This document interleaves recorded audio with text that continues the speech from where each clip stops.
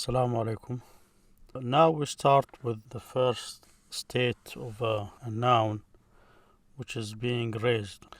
So we continue. This is the second page from the text we are studying. It says Babu Ma'rifati Alamati al-I'rabi. The chapter for knowing the marks for i'rab, or the marks that indicate the i'rab or the change at the end. للرفع أربع علامات. Being raised, or the state of رفع, raise, that's the literal meaning of the word. There are four marks. أربع علامات. للرفع أربع علامات. الضمة والواو والألف والنون. So you have four marks. الضمة, which is this O here at the top like this. This is a dhamma here, another one here. That's the name for it, dhamma in Arabic, dhamma. It's to hug or to join or include. That's the literal meaning, dhamma. But what they mean is O. It has to do with joining the lips together. So that's dhamma O.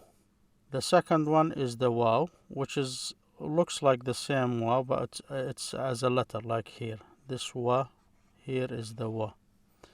In another place, that's within a word, here is a wa. When it's separate, it's an and, like here. So this is another sign you would see attached to an end of a noun that will do the work of the dhamma here. But the dhamma is the default. If there is some reasons that does not allow for the dhamma, it's replaced by something else. One of these is the u here, the wa, the proper or the long vowel wa instead of this short vowel u. So the third one is the alif. This is just an a like this. So that's another sign will indicate the state of rafa, and you see it all over here. And the fourth one is the noun here. That's the fourth one. This is the third one. This is the second one. And this is the first one, the dhamma. This noun here is just the letter N here. So these are the marks used to indicate the state of rafa. Now, as I said, the default is this dhamma here. And we will look for it now. فأما الضمة فتكون علامة للرفع في أربعة مواضع. So it says here, for the dhamma, it's used as a sign in four different places. And he starts indicating what these nouns that take the state of this mark of dhamma or u. في الاسم المفرد وجمع التكسير وجمع المؤنث السالم والفعل المضارع الذي لم يتصل بآخره شيء. So these are the four states, the singular noun, the broken plural noun, the sound feminine plural noun, and the present tense verb that has nothing attached to the end of it. So we will study these one by one. So for now, we start with this الاسم المفرد, the single, this here. This is الاسم المفرد. الاسم المفرد. Mufrad means singular or fard, that's individual. Fard means individual. Al-mufrad, the single or the singular. The noun that is a singular. And this is what we will start. We'll cover this, then we move to the other ones.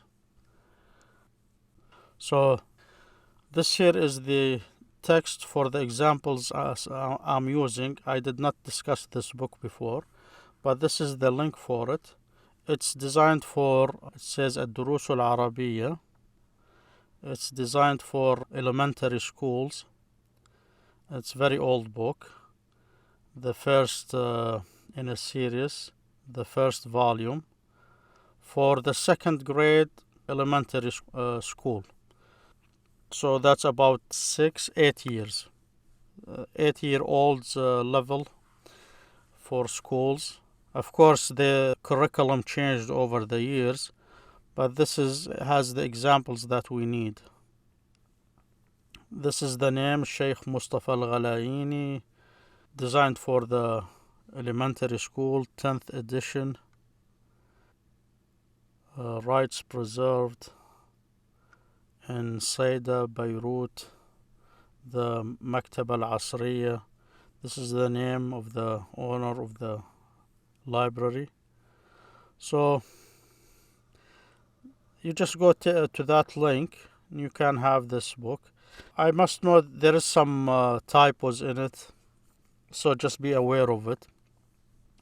But for our purposes, it's a perfect starting level. We use examples from it. So now we need to know what a singular noun is. الاسم المفرد.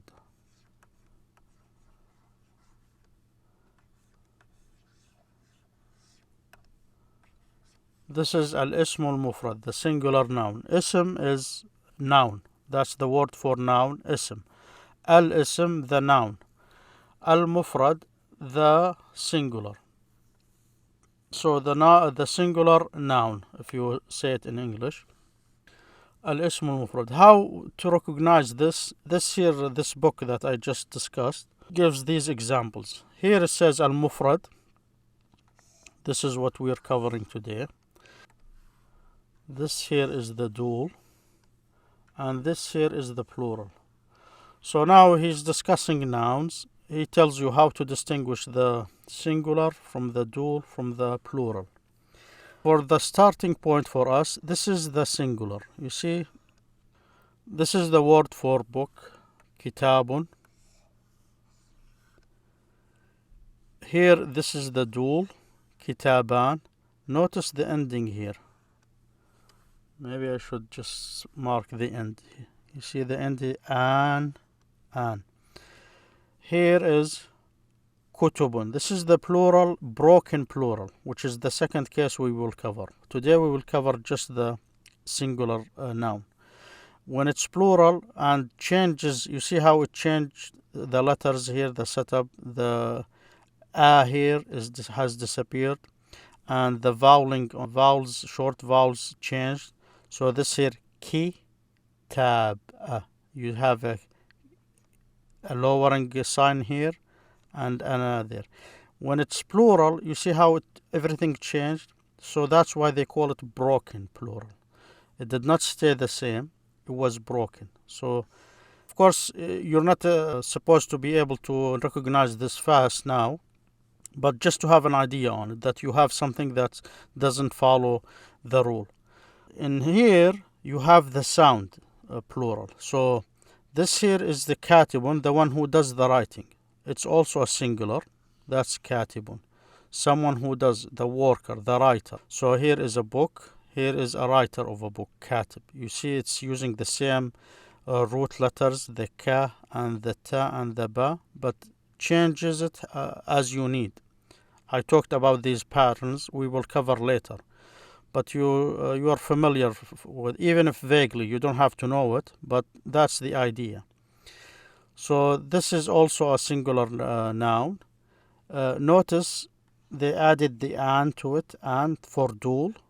Now this is a plural of it. So this plural here, you see how they added this, u-an. They call this a sound plural. You see, nothing changes. This word stayed as it is, and you just added the un to it. In English, you just add the s. Not all nouns, some like men, man, plural of it is men. Same thing here. Kitab, plural, kutub. Writer, writers, just like in English, you just add the s to it, and it becomes plural. So in Arabic, it's un for the subject. If it's a doer, for plural, you add this on. He gives another example here. Bab, which is a door, that's another singular noun. That's an, that's for dual. Notice here it's a broken plural, abwab. You will see this form a lot with the broken at the beginning of it, so this is one of the clues. You see, with the method we're using in this playlist is analyzing the text, so we're always looking for clues. And the way you do it, just like we did when we learned our first language, my language and your language. When the first language you learned, you noticed patterns. As a baby, you start to notice patterns of speech. When you use what you learned, so if they refer to two persons as baban, two things, you start to apply it all the time. But sometimes you apply it the wrong way, and the adults will correct you. That's when you learn the different state. That's the natural way we learned. We already did it once. That's how we did it. I think it's the same way we're doing here is the same thing. Do not go memorizing lists of rules that will make things complicated, and you will not benefit that much from it. There are some things you need to memorize, but it's not how we do it or how we did it with the first time when we learned our first language. So the same thing we're here. We just recognize patterns. Then if we find something odd or it's not following that pattern, that's when we refer to the book. That's why you have these resources or a video or a teacher or something. When you need it, always when you need it. Figure out a pattern. Maybe you have an edge, just like when you're watching this video now, you're learning how to recognize certain patterns. That's what grammar is. So just learn them one by one. The reason I'm showing you this now, different changes, is because when you start analyzing a text, you say, okay, I'm looking for a singular noun. Now, even if you don't remember this, it's okay. But now you know there is a mark that I can distinguish a dual from a singular. There is another mark that I can distinguish a plural from a singular, and so on. So whatever you remember, the more you practice reading and analyzing text, all these will start sticking, just like we did in the first language we learned. Just by practicing and making a mistake, being corrected, figuring out a pattern on our own or with some help. When we learn a second language, we need some help. And that's how we do it. So just take it one by one. Learn one clue, follow it. When you find a different, just ask about it, and don't dwell on it. Don't stay, I'm going to memorize it. Just keep reading, and every time, even if you make the same mistake 10 times over, when you need it, just check for it. And with these resources, that's what makes it easy now. So the subject of today's lesson is the singular noun that takes the state of rafa' with the dhamma. We said the dhamma will attach to the end of 4 types of nouns. This one of them, the first one, is the singular noun. Now you can recognize that there are marks for a dual and there are marks for a sound plural, and the broken plural, this will take some time. You will start to see some patterns to it, and you can always, when you recognize the verbs, you start to see in the dictionaries that they will give you how the plural goes with it. So now you just, as I said, just take the first signs you learn and we go from there. Just build up on it. So now that's singular noun here. These here are another example. This is the broken plural, dual. Now this here is a feminine, katibatun. You see, this is a masculine, katibun. When you add this to ta, this is a ta. Sometimes it will be open like this, and sometimes it will be like this, like it's over here now. So this is for a singular third person, katibatun. Also takes this tanween or u. Notice they have the on here, that first video I made about tanween, and only nouns take this tanween. Indefinite nouns and some proper nouns or most of them. If they're not, there are special cases that they will not take it, but we discussed that before. So this on. Another case, this will be u, just the dhamma by itself. But here it's on, so it's the same thing. It's called a dhamma, but when it's like this, or you have two, sometimes it's written as two, sometimes written like this, you just add the end to it. So instead of saying u, on, u, on. And that's the dhamma, that's the first mark we're learning about the state of raising or rafa. For the dul, next we will discuss this. In the next video we will discuss the dul, and we will discuss the broken plural, abwab here and kutub there. When we get to the second mark for being raised, we will go back to this. So as you see, this is just to get you familiar with it, but we will get to it again and again. So here now we have kitabun, that's a singular. Katibun, that's a singular. That's the difference for nouns. So now, just recognize the singular noun. In here, he gives an example. I have a book. You see, we will not discuss now what this mark indicate by being raised. Noun sentence and verbal sentence and all that. All we need to know now is just get examples of singular nouns. So now when you analyze a text, try to figure out singular nouns. You know the tanween, but now you can add another one is u. So if you see a noun, use the marks we learned for nouns, and you see at u at the end of it, so you will know that's okay, this is a noun and it's in the state of being raised. We will get to these states when we start, but now we need to recognize what type of nouns will take these ending of this u. So the first one, this here is a singular noun. You see here gives more examples for the two, dul, and the three. If you look here, this is our example. That's what we're working on because of this un here, and we recognize this as a singular noun. Because we had the example just now, if you always see this an, okay, this could be a dul. So I will stay away from it. That's not what I'm looking for. I'm looking for a singular noun. And here you see, I see an at the end, and so that's not a singular. This is a singular. I don't see any o's on the end of these, so I'm not looking for that now. Now we covered the singular noun and how we can distinguish it. Now we can distinguish it from a dul or a plural and use these marks. Of course, we will discuss this later. Here we have examples where they have nouns. So the exercise in this book is to pick out the singular nouns from the dul, from the plural. So we will just do some of that. You see here they marked the rumhun. That's a noun, singular noun.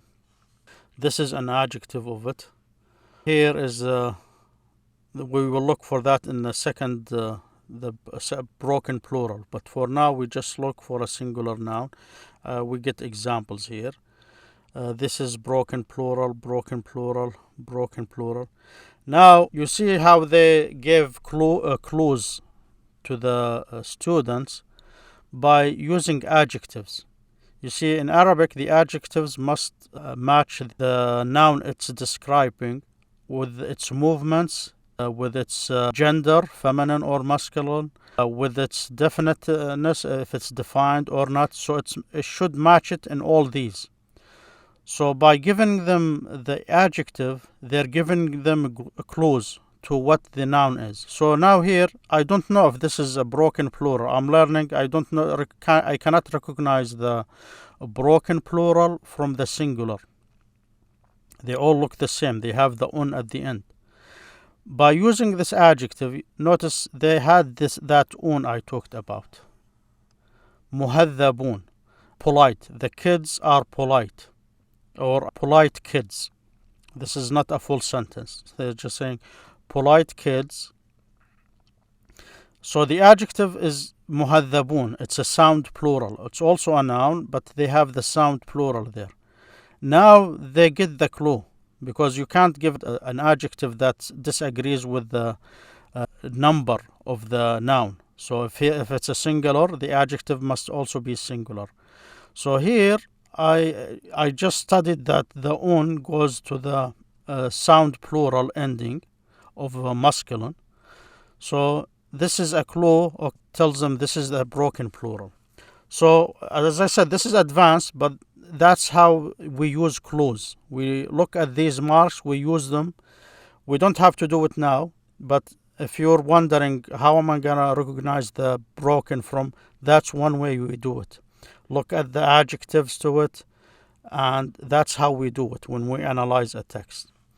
But notice here, did not work. They just use kiramun. If you recognize one of these as a plural, you'll find out. That's another way you do it. So it does not work all the time, but if you came across one of these, if you know these kiramun, this is a used often word, being generous. So the kids are likely familiar with it. That's why they're using this. So if they do not recognize kuhul, they can recognize. Kuhul means older people. Kiramun, it's easily recognized. So for them, of course, for you, it's the same. We will find other clues to do that, and sometimes we have to go to the dictionary. Here you see we can use the clue we had, musinnun, the sound plural. And here, that's another case where that's an oddity, that's not following the rule. There is reasons for that, and that allows them to ask question, and they will be told that's something you will learn later, but you should know it's there. So this way you're prepared when you analyze a text that, okay, always keep your mind open. There is some exceptions, or a lot of these rules have exceptions. Here we'll notice the and, that's not what we're looking for. And here, that's another mark we will learn later about plural feminine that will help me find if this is a singular or a plural. This is the and here, and. So I think you get the idea here. You see here, that's another singular here, sayfun qati'un. And as I said, that's this pattern here follows a doer, like katib, fa'il, doer, sana. You see, all these are nouns derived from a root, a verb. So they follow the same pattern. When we study these patterns, that's another clue you will learn. Okay, this is for a singular, that it's describing a singular. So that's one of the clues. The whole point of this now is just to get you familiar that there are clues. When you learn them one by one, you start to use them. So the first clue you know already is this tanween. You know it only goes to nouns. Now you have another clue. I know this is a dual because of this an on it. I know another clue about the adjectives, how they should match, but there are some exceptions. So you get this idea. Now this here is un, another indication that this is not a singular. And that's how we go about this. As I said, if you see that some nouns, there is no clues because you don't know them yet, you add to that when you start to learn the language. You get the nouns and you start to recognize them with practice. This here is a list of the pronouns. I figured we just get introduced to them now. So these are, when they're separate, you can notice them in a text. These are the separate pronouns. Everything that is circled here is a separate pronoun. And it's for the subject or the doer. That's what they're used for.